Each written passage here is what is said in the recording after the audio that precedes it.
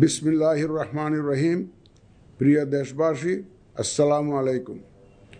বহু প্রতীক্ষিত ত্রয়োদশ জাতীয় সংসদ নির্বাচন ও গণভোট 2026-এর প্রাক্কালে আমার শুভেচ্ছা গ্রহণ করবেন।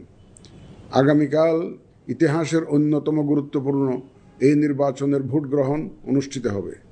এই ঐতিহাসিক মুহূর্তে আমি গভীর শ্রদ্ধার সাথে স্মরণ করছি মহান মুক্তিযুদ্ধে শহীদদের।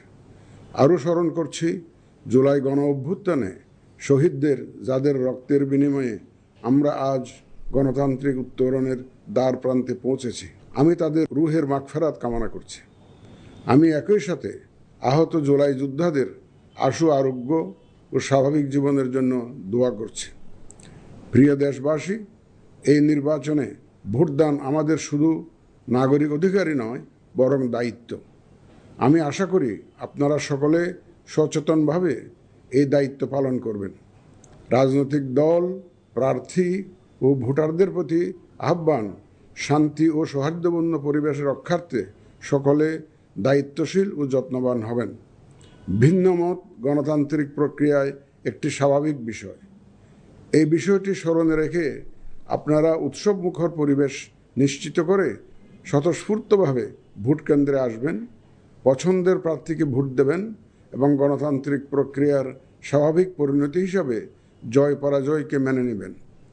ভোটার, প্রার্থী, নির্বাচন সংশ্লিষ্ট কর্মকর্তা, আইন প্রয়োগকারী সংস্থা, সাংবাদিক, পর্যবেক্ষক, সেবা প্রদানকারী সংস্থা ও ব্যক্তিসহ সংশ্লিষ্ট সকলের কাছে অনুরোধ, ব্যক্তিগত কষ্ট ক্লেশ তুচ্ছ করে জাতীয় নির্বাচনের এই মহতী ব্যবস্থাকে সহযোগিতা করে সার্থক করে তুলুন।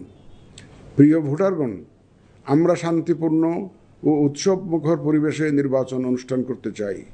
যে কোনো অনভিপ্রেত ঘটনা মোকাবেলায় নির্বাচনী কর্মকর্তা, মাঠ পর্যায়ে কর্মরত বিচারিক ও নির্বাহী ম্যাজিস্ট্রেট এবং আইন প্রয়োগকারী সংস্থাকে সহায়তা করুন।